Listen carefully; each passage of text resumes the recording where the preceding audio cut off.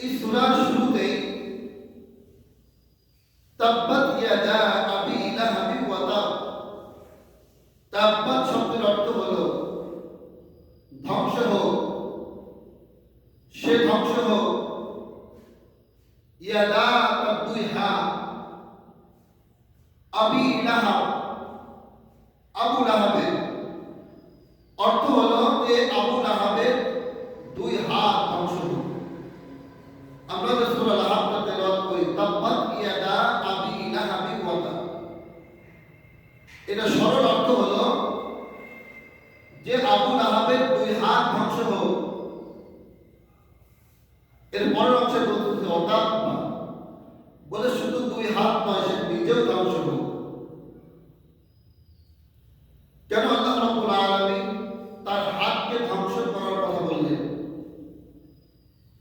কেন আল্লাহ রাব্বুল আলামিন তার নিজে ধ্বংস হওয়ার জন্য বললেন যে আবু লাহাবের দুইটা হাত ধ্বংস হয়ে যাক, আবু লাহাব নিজেও ধ্বংস হয়ে যাক?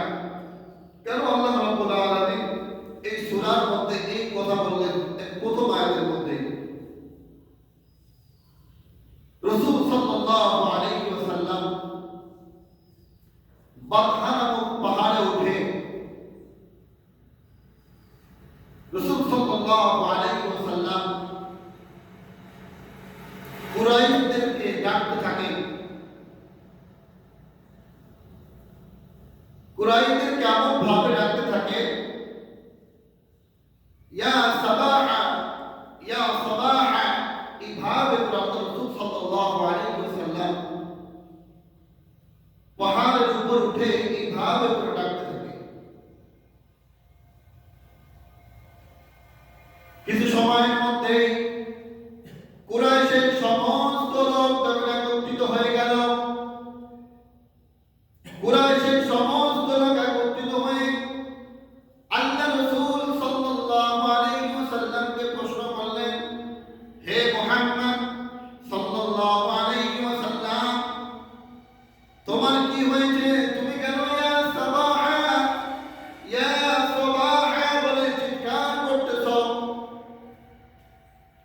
আল্লাহ রাসূল সাল্লাল্লাহু আলাইহি ওয়াসাল্লাম বলেন, হে কুরাইশবাসীরা, আমি যদি বলি এই পাহাড়ের পিছনে তোমাদেরকে ধ্বংস করার জন্য, তোমাদের একটা শত্রু দল তোমাকে আক্রমণ করার জন্য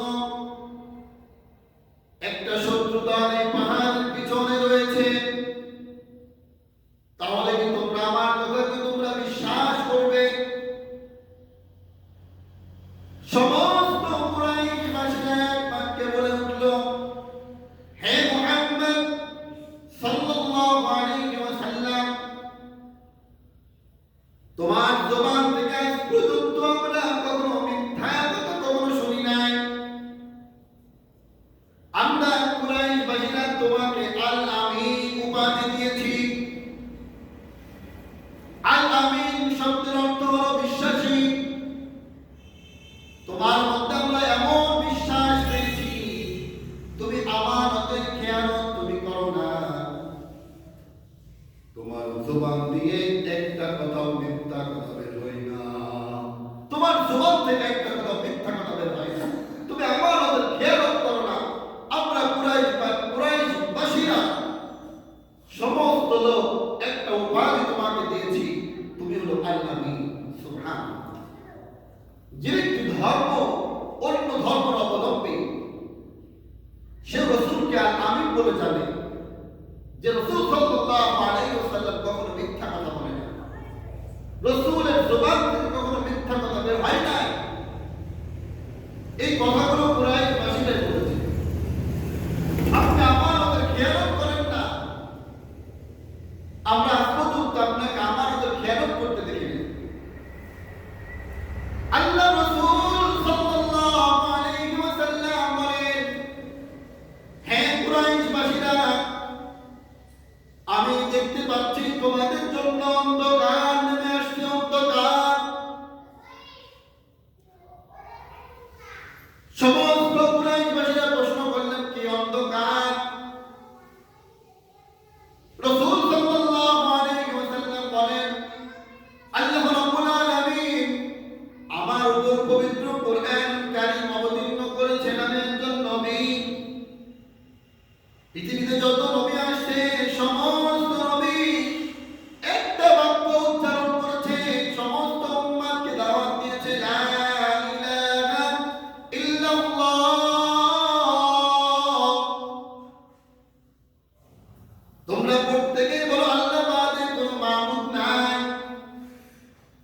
রাসূল সাল্লাল্লাহু আলাইহি ওয়াসাল্লাম কুরাইশবাসীদেরকে বললেন, হে আমার কুরাইশবাসীরা, তোমরা এক বাক্যে বলে দাও, লা ইলাহা ইল্লাল্লাহ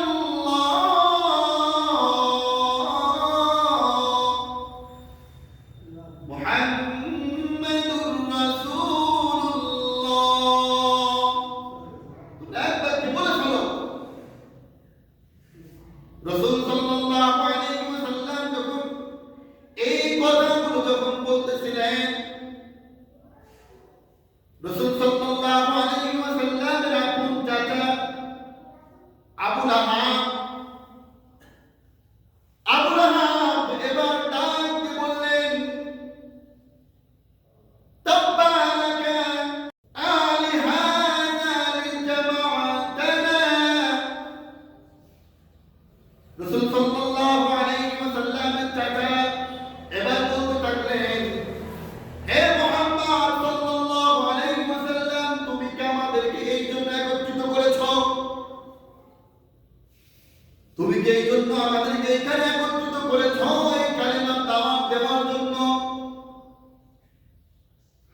আল্লাহ রাসূল সাল্লাল্লাহু আলাইহি ওয়াসাল্লামকে আবু লাহাব এইভাবে হাত উত্তোলন করে আঙ্গুল দেখিয়ে দেখিয়ে আল্লাহ রাসূল সাল্লাল্লাহু আলাইহি ওয়াসাল্লামের দিকে ইশারা করে এইভাবে কথাগুলো বলেছিলেন।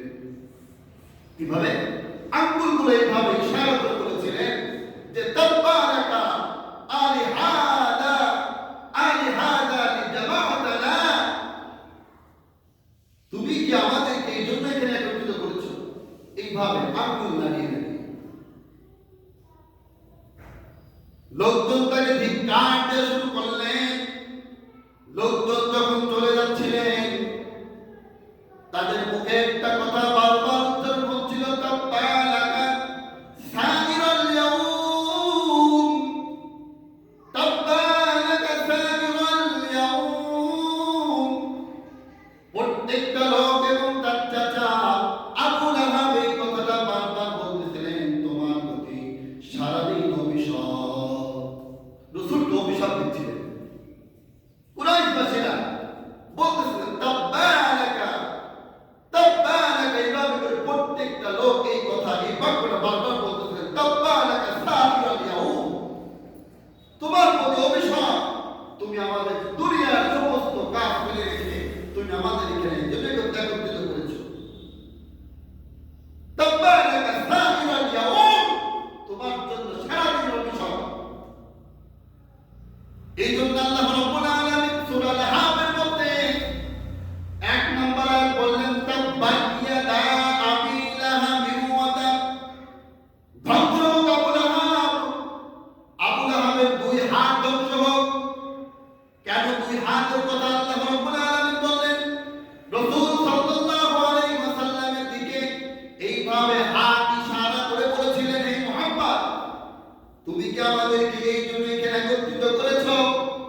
এইভাবে রাসূলের দিকে এইভাবে হাত উঠিয়ে আঙ্গুল দেখিয়ে আল্লাহ রাসূল সাল্লাল্লাহু আলাইহি ওয়াসাল্লামের দিকে এইভাবে কথা বলেছিলেন। আল্লাহ তাআলা সহ্য করতে পারে নাই। প্রথম আয়াতে বলেন, তাব্বাত ইয়াদা আবি লাহাবিন ওয়া তাব, হে আবু লাহাব, তোমার দুই হাত ধ্বংস। যে হাতটা তুমি রাসূলের দিকে বাড়াইছো, যে হাত তুমি রাসূলের দিকে বাড়াইছো, এই দুই হাত সর্বপ্রথম তোমার ধ্বংস হবে। অতাব্বা, তোমার দুই হাত নয়, অতাব্বা তুমি নিজেও ধ্বংস হবে। তুমি একা ধ্বংস হবে না, তুমি শুধু তোমার দুই হাত ধ্বংস হবে না, তুমি নিজেও ধ্বংস হবে। তবে আয়াত বলছে আবু লাহাবের দুই হাত ধ্বংস হোক, অতাব্বা সে নিজেও ধ্বংস হবে। অর্থ বুঝা শেষ না? তাব্বাত ইয়াদা আবি লাহাবি ওয়া তাব, আবু লাহাবের দুই হাত ধ্বংস হোক। ইয়াদা শব্দের অর্থ দুই হাত, এটা মানে কি? দুই হাত। ইয়াদুম থেকে ইয়াদা আসছে, ইয়াদুম থেকে ইয়াদা মানে একের অধিক ইয়াদা। তাহলে আবু লাহাবের দুই হাত ধ্বংস হোক। শুধু দুই হাত নয়, অতাব্বা সে নিজেও ধ্বংস হোক। সে নিজেও কি হোক? ধ্বংস হোক। এই আয়াত প্রমাণ করে রাসূল সাল্লাল্লাহু আলাইহি ওয়াসাল্লামের দিকে হাত এইভাবে ইশারা করার কারণে যদি আল্লাহ রাব্বুল আলামিন আবু লাহাবের হাতকে ধ্বংস করে দিতে পারে, পৃথিবীতে যত ওলামায়ে কেরাম আসবে, পৃথিবীতে যত ওলামায়ে কেরাম আসবে, ওলামায়ে কেরাম রাসূলের ওয়ারিস। যত পৃথিবীতে মানুষ আসবে আর ওলামায়ে কেরামের বিরুদ্ধে হাত উঠাবে, প্রত্যেকটা মানুষের হাত আল্লাহ তাআলা ধ্বংস করে দেবে। ঠিক না ভাই?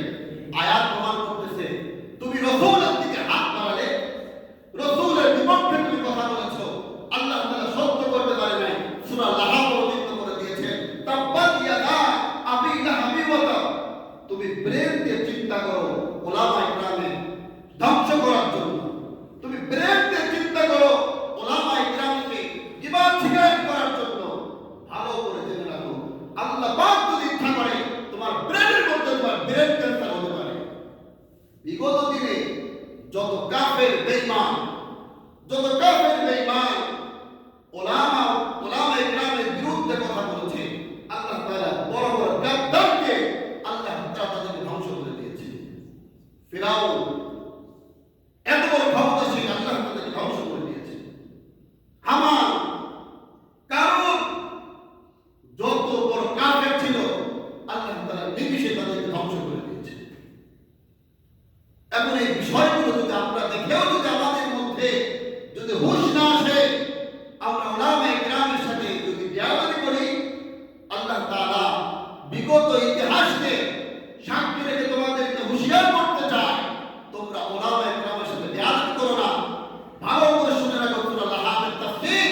সূরা লাহাবের যখন এই আয়াতটা অবতীর্ণ হলো, নিজের আমুল চাচা রাসূলের দিকে এইভাবে হাত উঠিয়ে উঠিয়ে কথা বলেছিল, আল্লাহ তাআলা সত্য করে নাই। এই দুই হাত আল্লাহ তাআলা ধ্বংস করে দিয়েছে। কেন? শুধু রাসূলের দিকে এইভাবে আঙ্গুল তোলার কারণে, এইভাবে আঙ্গুল তোলার কারণে আল্লাহ তাআলা তার হাতকে ধ্বংস করে দিয়েছে, ধ্বংস করে দিয়েছে। তাহলে এক নম্বর আমরা পাইলাম যে আবু লাহাবের হাত আল্লাহ তাআলা ধ্বংস করে দিবেন, অতঃ পাশে নিজেও ধ্বংস হবে। দুই নম্বর, মা আওনা আনহু মালুহু ওয়া মা কাসাব। তার ধন সম্পদ, তার সন্তান সন্ততি কোনো উপকার আসবে না। কার? আবু লাহাব। আবু লাহাবকে আল্লাহ রাসূল সাল্লাল্লাহু আলাইহি ওয়াসাল্লামের আম্মু চাচা, তার সম্পর্কে আয়াত অবতীর্ণ হয়েছে, বলতেছে তার সম্পদ, তার সন্তানাদি কোনো উপকারে আসবে না। আবু লাহাবের অনেক সম্পদ ছিল, সে সম্পদের দোহাই দিত। অনেক সন্তান ছিল, এই সন্তানের দোহাই দিত। রাসূল সাল্লাল্লাহু আলাইহি ওয়াসাল্লাম যখন আবু লাহাবের কাছে যখন ইসলামের দাওয়াত নিয়ে যখন চাইতেন, কালিমার দাওয়াত যখন নিয়ে চাইতেন, হে চাচা আপনি বলেন লা ইলাহা ইল্লাল্লাহ মুহাম্মাদুর রাসূলুল্লাহ, এই বাক্যটা আপনি বলেন, এই কথাটা আপনি বলেন।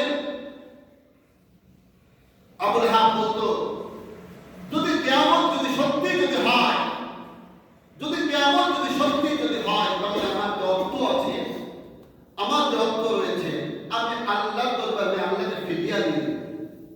আমার অর্থ, আমার সম্পদ, আমার সন্তানেরা, আমি সব কিছু আমি আল্লাহর জন্য আমি ফিরিয়ে দিব, যাতে করে আল্লাহ তাআলা খুশি হয়ে যায় আর আমাকে নাজাত দিয়ে দেয়। সকলে বলি নাউযুবিল্লাহ। অথচ হাদিসের মধ্যে কি আছে? عن أبي هريرة رضي الله تعالى عنه قال قال رسول الله صلى الله عليه وسلم إن الله لا ينظر إلى صوركم وأموالكم ولكن ينظر إلى قلوبكم وأعمالكم। আল্লাহ রাসূল সাল্লাল্লাহু আলাইহি ওয়াসাল্লাম বলেন, মালিক তোমার চেহারার দিকে তাকাই না, তোমার সম্পদের দিকে মালিক তাকাই না। মালিকের কি সম্পদের অভাব? আল্লাহ তাআলার সম্পদের অভাব? আল্লাহ তাআলা শুধু বলবে কুন ফায়াকুন, এতটুকু শুধু বলবে কুন ফায়াকুন, দেওয়া হবে সঙ্গে সঙ্গে হয়ে যাবে, এক সেকেন্ড দিলে হবে না, শুধু বলবে কুন ফায়াকুন হয়ে যাবে। তো আবু লাহাব বলতেছে, আমি যদি আমার ভাতিজা যে কথা বলতেছে, ভাতিজা যে কথা বলতেছে, যদি কিয়ামত যদি হয়ে থাকে, কিয়ামত যদি সম্পর্কে যদি হয়ে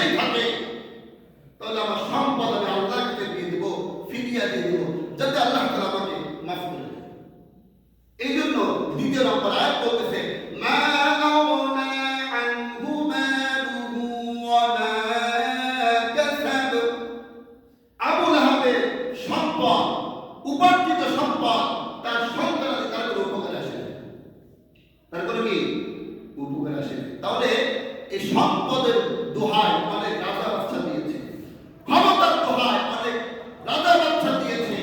রাসূল সাল্লাল্লাহু আলাইহি ওয়াসাল্লামের ইন্তেকালের পরে সাহাবায়ে কেরাম 32 বছর শাসন করেছে। কয় বছর? 32 বছর শাসন করেছে।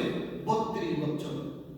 অথচ ইতিহাসের মধ্যে তাদের শাসন কিয়ামত পর্যন্ত ইতিহাস হয়ে থাকবে। হযরত ওমর